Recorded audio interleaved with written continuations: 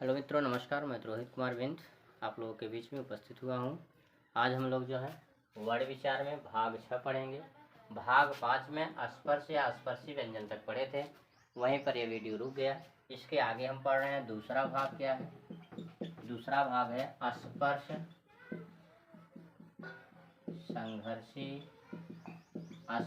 संघर्षी व्यंजन।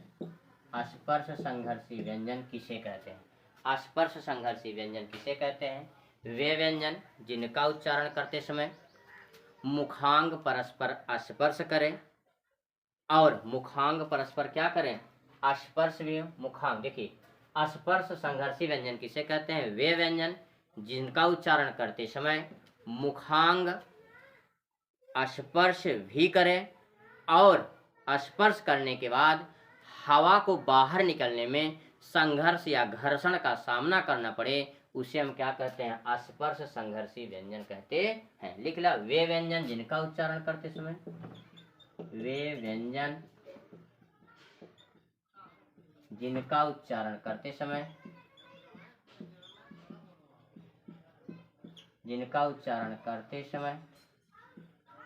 मुखांग जिनका उच्चारण करते समय मुखांगों द्वारा स्पर्श भी हो।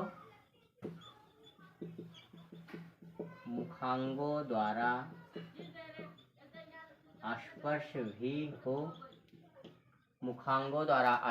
भी हो तथा हवा को बाहर निकलने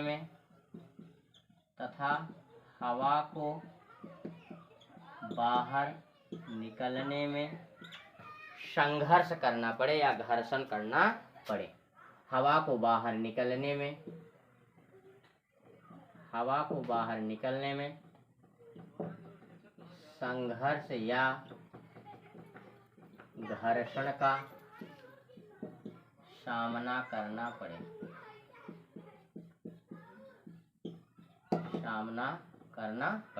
वे व्यंजन जिनका उच्चारण करते समय मुखांगों द्वारा क्या हो? स्पर्श भी हो, अर्थात मुखांग परस्पर स्पर्श भी करे और हवा को बाहर निकलने में घर्षण या संघर्ष या घर्षण का सामना करना पड़े। इसमें स्पर्श संघर्षी व्यंजन में आएगा क्या? च, छ, ज, झ। यही 4 अक्षर हैं जो स्पर्श संघर्षी व्यंजन कहे जाते हैं। देखिए, स्पर्श व्यंजन किसे कहते हैं? वे व्यंजन जिनका उच्चारण करते समय मुखांग परस्पर स्पर्श करते हैं, स्पर्श संघर्षी व्यंजन कहे जाते हैं। इनकी संख्या 25 होती है, क से लेकर म तक। और स्पर्श संघर्षी व्यंजन किसे कहते हैं? वे व्यंजन जिनका उच्चारण करते समय मुखांगों द्वारा परस्पर स्पर्श भी हो और हवा को बाहर निकलने में घर्षण या संघर्ष का सामना करना पड़े, उसे स्पर्श संघर्षी व्यंजन कहते हैं। जैसे च, छ, ज, झ। यही 4 अक्षर हैं जो स्पर्श संघर्षी व्यंजन कहे जाते हैं। तीसरा क्या है? तीसरा है अंतस्थ व्यंजन है। अंतस्थ व्यंजन किसे कहते हैं? लिख लीजिए। अंतस्थ व्यंजन वे व्यंजन जिनका उच्चारण करते समय मुखांग आंशिक रूप से स्पर्श करते हैं। वे व्यंजन जिनका उच्चारण करते समय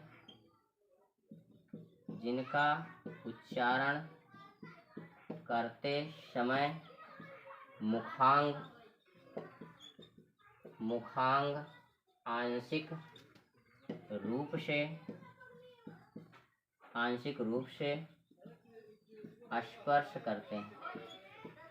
आंशिक रूप से स्पर्श करते हैं, उसे अंतस्थ व्यंजन कहते हैं। वे व्यंजन जिनका उच्चारण करते समय मुखांग जो है आंशिक रूप से स्पर्श करते हैं, उसे अंतस्थ व्यंजन कहते हैं। इसके अंतर्गत य, र, ल, व। यही 4 अक्षर हैं। य, र, ल, व है क्या? अंतस्थ व्यंजन कहे जाते हैं। अंतस्थ व्यंजन अर्थात जब फेफड़े से हवा निकलती है, मुखांग जो होते हैं अर्थात कंठ, ताल, मूर्धा, दंत को नाम मात्र से आंशिक रूप से, आंशिक मतलब होता है बहुत कम मात्रा, ऐसा प्रतीत होता है सिर्फ घर्षण करें, लेकिन घर्षण नहीं होता है।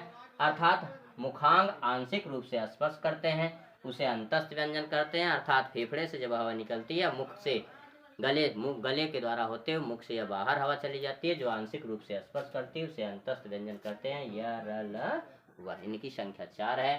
स्पर्श संघर्षी व्यंजन च, छ, ज, झ है। यह स्पर्श संघर्षी व्यंजन है, तो स्पर्श ही, इसके साथ साथ घर्षण का भी सामना करना पड़ता है, इसलिए स्पर्श संघर्षी व्यंजन करते हैं। अब चौथा है आर्ध स्वर। चौथा है आर्ध स्वर किसे कहते हैं। आर्ध स्वर, आर्ध स्वर, आर्ध स्वर किसे कहते हैं? वे व्यंजन जिनका उच्चारण करते समय मुखांग न के बराबर स्पर्श करते हैं उसे अर्ध स्वर कहते हैं। वे व्यंजन जिनका उच्चारण करते समय, जिनका उच्चारण करते समय मुखांग न के बराबर, मुखांग न के बराबर स्पर्श करते हैं, स्पर्श करते हैं उसे अर्ध स्वर कहते हैं। अर्थात वे व्यंजन जिनका उच्चारण करते समय मुखांग न के बराबर स्पर्श करते हैं उसे अर्ध स्वर कहते हैं। या फिर यहाँ कह सकते हैं या और वा का उच्चारण करते समय मुखांग न के बराबर स्पर्श करते हैं उसे अर्ध स्वर कहते हैं। इसमें आ जाएगा या और व जो है यही अर्ध स्वर है। इनकी संख्या कितनी है? 2 है। कभी कभी संख्या पूछ ले तो आप बता सकते हैं इनकी संख्या कितनी है, 2 है। या और व का उच्चारण करते समय मुखांग जो होते हैं ना के बराबर स्पर्श करते हैं, इसलिए इनको अर्ध स्वर कहते हैं। ठीक है। अगला जो है हमारा 5वां है लुंठित या प्राकंपित व्यंजन किसे कहते हैं। 5वां है लुंठित या प्राकंपित व्यंजन। लुंठित या प्राकंपित व्यंजन किसे कहते हैं।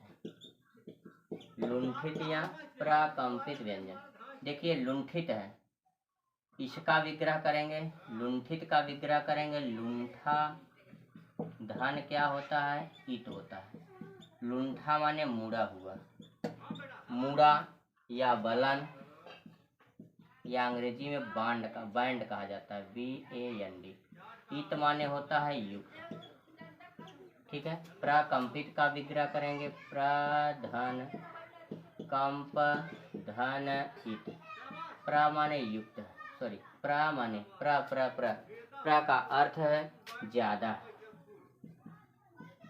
कंप का अर्थ है कंपन, ईट का अर्थ है युक्त। अर्थात जो ज्यादा मुड़ा हुआ है वही क्या है? प्रकंपित है। लुंठित मतलब मुड़ा या बलन या बैंड युक्त, जो मुड़ा हुआ है। अर्थात वे व्यंजन जिनका उच्चारण करते समय जिह्वा में कह सकते हैं बलन होता है। ठीक है, उसे बलन होता है, बलन या मुड़ा हुआ होता है, लुंठित होता है, और जिह्वा में कंपन होता है, प्रकंपित व्यंजन कहते हैं। तो जो 2 चीज यहाँ पर लिख लीजिए। देखिए प्रकंपित व्यंजन में आएगा क्या? र ही तो है जो प्रकंपित व्यंजन या लुंठित व्यंजन कहा जाता है। तो लिख लीजिए रा का उच्चारण करते समय, रा का उच्चारण करते समय, रा का उच्चारण करते समय जिह्वा ऊपर की तरफ मुड़ जाती है। जिह्वा ऊपर की तरफ मुड़ जाती है, जिह्वा ऊपर की तरफ मुड़ जाती है। अतः इसे जिह्वा ऊपर की तरफ मुड़ रही है ना, मुड़ रही है, मुड़ा हुआ है, अतः इसे लुंठित व्यंजन कहते हैं। अतः इसे क्या कहते हैं? लुंठित व्यंजन कहते हैं। ठीक है। अर्थात रा का उच्चारण करते समय जिह्वा ऊपर की तरफ मुड़ जाती है, जो मुड़ जाती है, लुंठा माने मुड़ा या बलन या बैंड हुआ है, अर्थात इसे लुंठित व्यंजन कहते हैं। और दूसरा पॉइंट क्या है? रा का उच्चारण करते समय, रा का उच्चारण करते समय, रा का उच्चारण करते समय जिह्वा में कंपन होता है। रा का उच्चारण करते समय जिह्वा, रा का उच्चारण करते समय जिह्वा में कंपन होता है, अतः इसे प्रकंपित व्यंजन कहते हैं। अतः इसे प्रकंपित व्यंजन कहते हैं। देखिए दोनों चीज बता दिए हैं। इसे लुंठित व्यंजन किसे क्यों कहते हैं? इसे प्रकंपित व्यंजन। देखिए रा का प्रकंपित, प्र माने होता है ज्यादा, कंप माने कंपन, इत माने युक्त है, अर्थात जिन व्यंजनों का उच्चारण करते समय जिह्वा में ज्यादा कंपन होता है, अर्थात जिह्वा में कंपन न हो, उसे प्रकंपित व्यंजन कहते हैं। और र का उच्चारण करते समय जिह्वा ऊपर की तरफ मुड़ जाती है, ऊपर की तरफ मुड़कर लुढ़क कर आगे की तरफ आती है, इसलिए इसे लुंठित व्यंजन कहते हैं। तो अर्ध स्वर में य और व आता है। प्राकंपित या लुंठित व्यंजन में क्या आएगा? रा आएगा, इसकी संख्या 1 है। देखिए रा का उच्चारण करते समय जिह्वा ऊपर की तरफ मुड़ जाती है, तो इसे लुंठित व्यंजन कहते हैं। और रा का उच्चारण करते समय जिह्वा में कंपन होता है, अतः इसे प्रकंपित व्यंजन कहते हैं। यह था आपका 5वां, प्रकंपित या लुंठित व्यंजन क्यों कहते हैं। इसके बाद अगला है पार्श्विक व्यंजन किसे कहते हैं। इसको स्क्रीनशॉट के माध्यम से लेकर लिख लीजिएगा।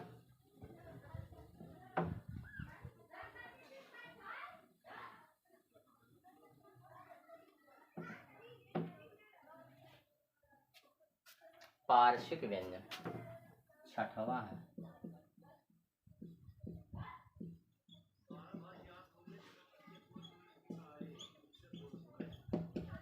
पार्श्विक व्यंजन, देखिए पार्श्विक व्यंजन किसे कहते हैं। पार्श्विक व्यंजन में अक्षर आता क्या है? पार्श्विक व्यंजन में अक्षर क्या आएगा? ल ही तो आएगा, यही एक ही अक्षर है ल।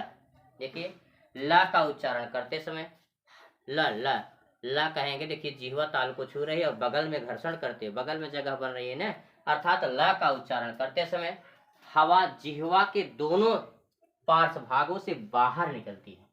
पार्श्व मीन्स क्या होता है? बगल में स्पर्श। ला कहेंगे जिह्वा ताल को छू रही है, ऐसे बगल में स्थान बन रहा है, जब बगल में स्थान बन रहा है तो पार्श्व करते हुए, बगल पार्श्व मीन्स होता है बगल में स्पर्श करते हुए वह हवा बाहर निकले। पार्श्विक व्यंजन किसे कहते हैं? इसके अंतर्गत ला आता है, अर्थात ला का उच्चारण करते समय, ला का उच्चारण करते समय हवा जिह्वा के, ला का उच्चारण करते समय, ला का उच्चारण करते समय हवा जिह्वा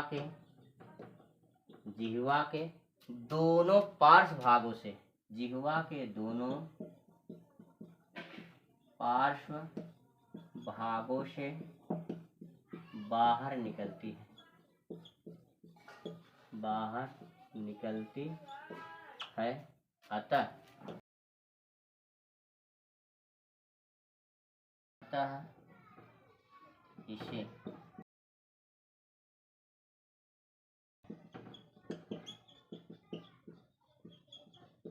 इसे पार्श्विक व्यंजन कहते हैं। ला को देखिए पार्श्विक व्यंजन क्या है? ल ही हमारा क्या है? पार्श्विक व्यंजन है, अर्थात वे व्यंजन जिनका उच्चारण करते समय जिह्वा के दोनों पार्श्व भागों से हवा बाहर निकलती है, उसे हम पार्श्विक व्यंजन कहते हैं। तो पार्श्विक व्यंजन में आएगा क्या?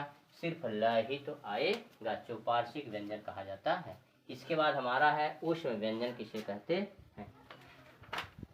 ऊष्म व्यंजन, ठीक है, मिटा दें इसको, यही लिख लीजिए। ऊष्म व्यंजन बहुत बड़ा नहीं है। 6वें के बाद आपका 7वां है ऊष्म व्यंजन।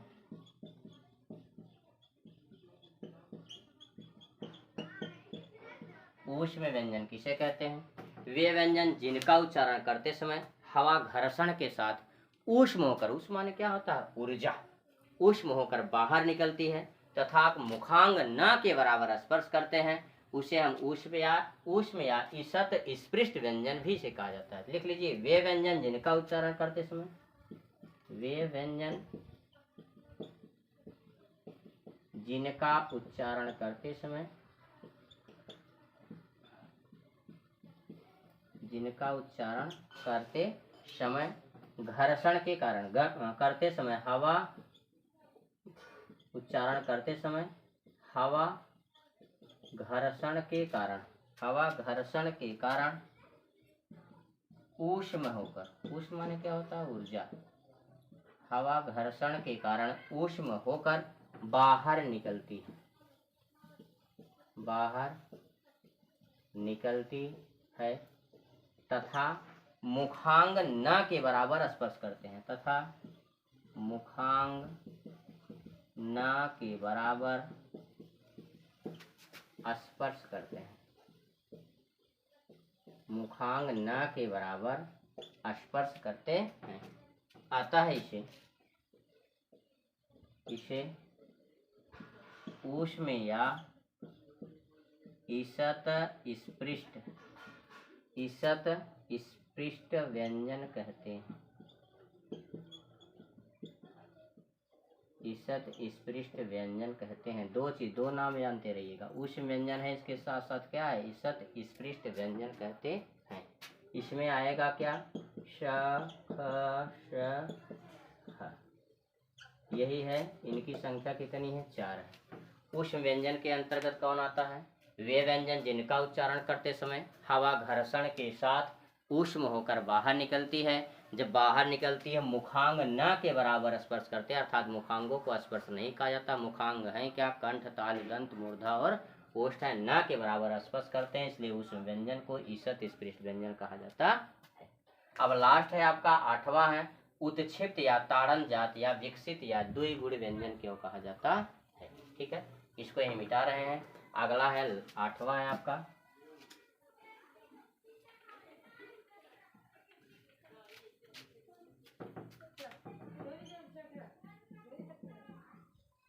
8वां क्या है, लिख लीजिए, उत्क्षिप्त या द्विगुण या ताड़न जात या विकसित व्यंजन। उत्क्षिप्त या द्विगुण या ताड़न जात या विकसित व्यंजन।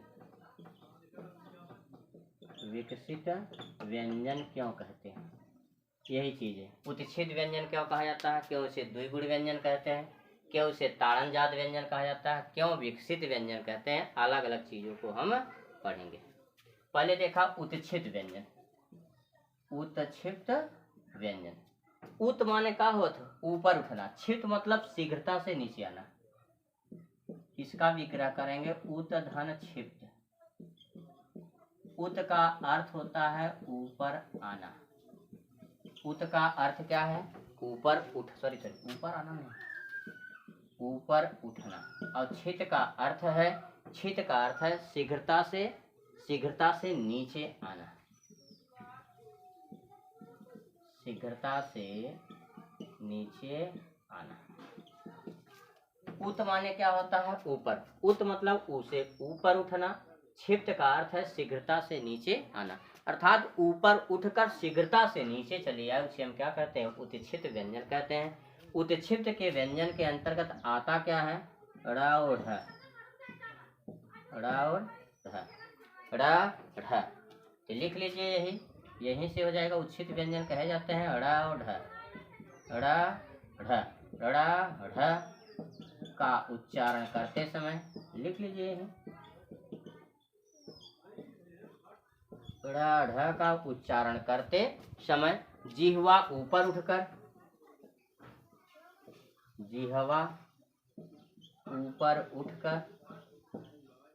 जिह्वा ऊपर उठकर झटके के साथ नीचे आती है।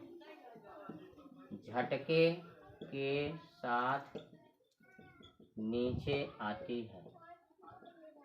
देखिए, कहे थे उत माने ऊपर उठना, शीघ्रता मतलब झटका या अचानक, क्षिप्त मतलब शीघ्रता से नीचे आना, क्षिप्त आना, नीचे आना, तो ऊपर उठकर झटके के साथ नीचे आती है,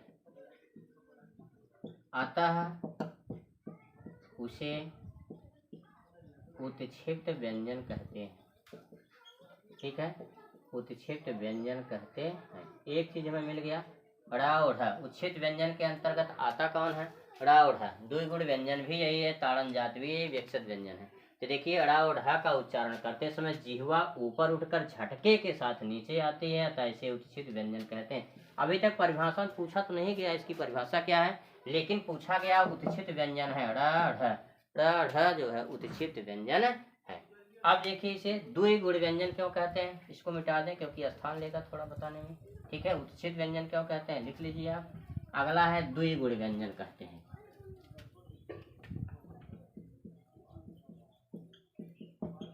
द्विगुण व्यंजन क्यों कहा जाता है, द्वि मतलब होता है दो, अर्थात ड़ और ढ का प्रयोग निम्नलिखित दो रूपों में होता है।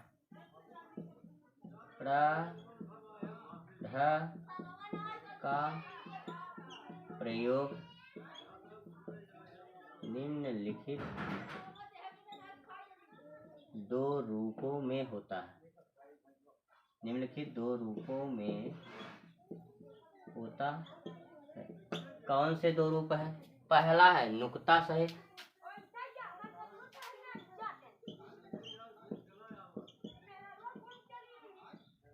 नुक्ता सहित, और ख जो है नुक्ता रहित।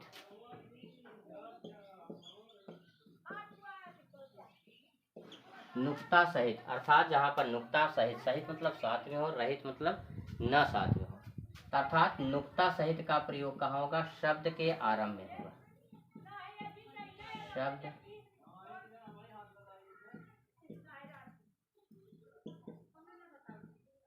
शब्द के आरंभ में मतलब नुक्ता सहित हो गया, और नुक्ता रहित मतलब शब्द के मध्य और अंत में। शब्द के मध्य एवं अंत में।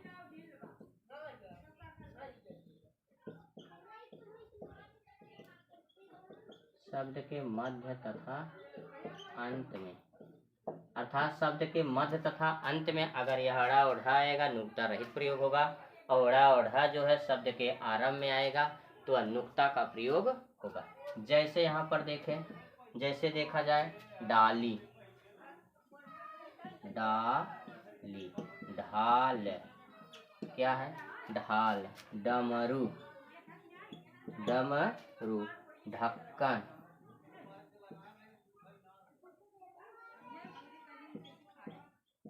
ढक्कन।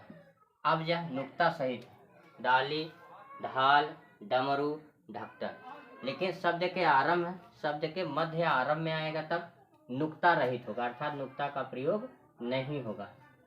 ठीक है, यहाँ पर क्या होगा? जैसे लड़का, देखिए बीच में आया है कि नहीं? लड़का, लड़की, सॉरी उल्टा कर दिए,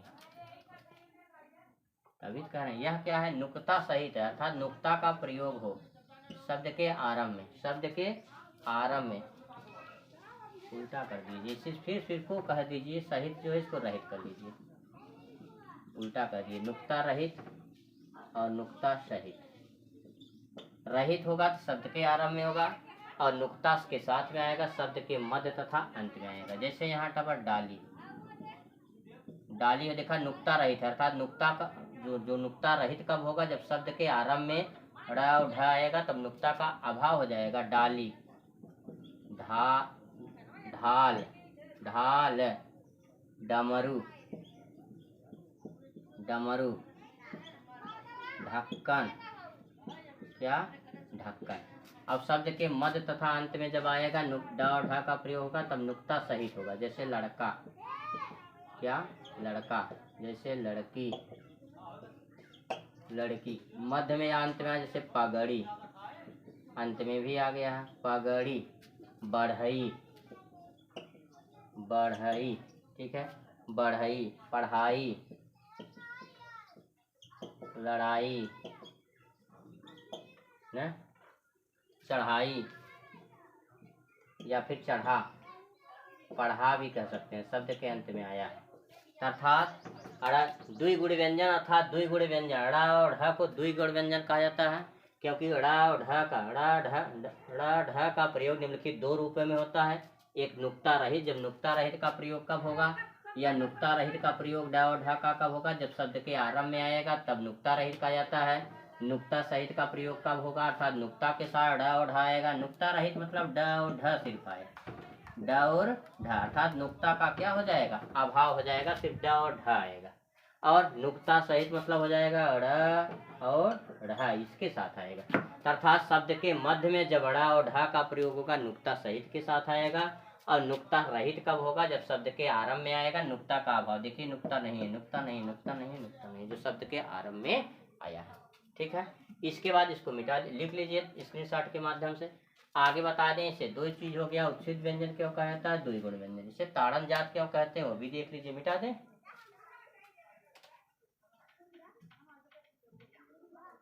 ताड़न जात व्यंजन क्यों कहा जाता है? लिख लीजिए, ताड़न जात व्यंजन। ताड़न जात क्यों कहते हैं? ड़ और ढ के उच्चारण में बीड़ा के प्रताड़ित ताड़ों के समाज गूंज ध्वनि में होती है, अतः इसे ताड़न जात व्यंजन कहते हैं। लिख लें, वे व्यंजन, वे व्यंजन, या फिर ऐसे लिख लीजिए ड़ और ढ के उच्चारण में, ड़ ढ के उच्चारण में, ड़ और ढ के उच्चारण में बीड़ा के प्रताड़ित, बीड़ा के प्रताड़ित, बीड़ा के प्रताड़ित, प्रताड़ित मतलब बीड़ा छूकर छोड़े, छूकर छोड़े गए, छूकर छोड़े गए, सिर्फ प्रताड़ित कहते, बीड़ा के प्रताड़ित या छूकर छोड़े गए, तारों के समान, तारों के समान, अर्थात ड़ और ढ के उच्चारण में बीड़ा के प्रताड़ित, प्रताड़ित मतलब छूकर छोड़े गए, कोष्टक में लिख लीजिएगा तारों के समान गूंज ध्वनि में होती है, गूंज जो होती है ध्वनि में होती है, गूंज ध्वनि में होती है, गूंज ध्वनि में होती है, अतः इसे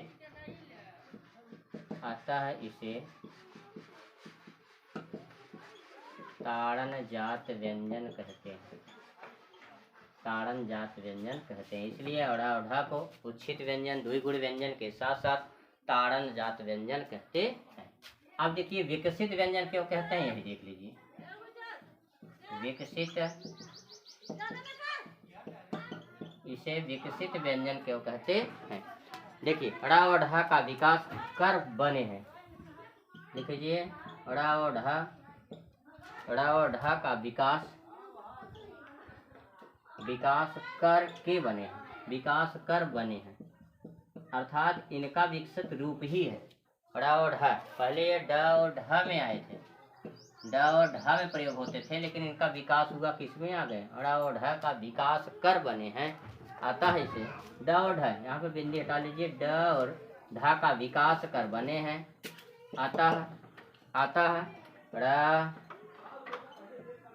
ढ को विकसित व्यंजन कहते हैं, ड़ और ढ को विकसित व्यंजन कहते।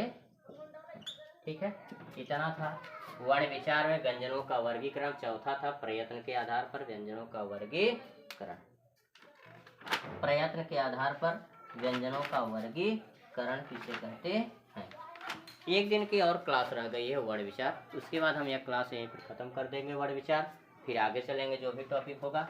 इसको अच्छे से बारीकी से आप लोग पढ़ लीजिएगा, जो भी चीज़ें यहाँ मैटर दिए हैं बहुत बारीकी से कई पुस्तकों से कलेक्ट करके तब आपके बीच में प्रस्तुत किए गए हैं, इसलिए ध्यान रखिएगा। यह क्लास अब यहीं पर बंद कर रहे हैं। आप यह जो वर्ण विचार है भाग चैनल है, हमारे चैनल का नाम है हर्ष एजुकेशन पॉइंट। अगर यह क्लास आपको अच्छी लगी हो, वीडियो अच्छी लगी हो, लाइक और सब्सक्राइब आप लोग अवश्य करें। धन्यवाद।